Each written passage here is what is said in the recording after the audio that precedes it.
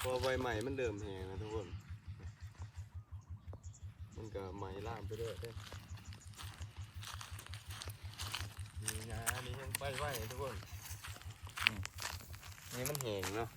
ไปไหวเลยนี่เนี่ยมาเห็นมันไหม้ขึ้นเลย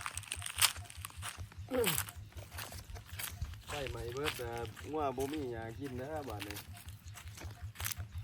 บ่มีหยาให้เด่นเขาเป็นบ่มีหยากินเด่นก็บ่มีแต่ตัวมันแห้งเบิดมันไหม้เบิดทุกคนในเดือนพูด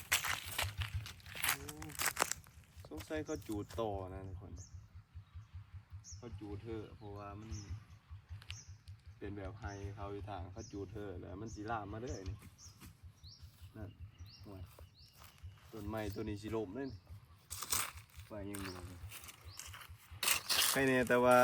ไปป้องกันไว้อยู่ผลไปเอารถไถมาเกตไว้รถไถใหญ่เอามาเกตลาดไว้อยู่ลาดเฟืองไว้แต่ว่ากับบ่ทันใบใจเนาะเพราะว่า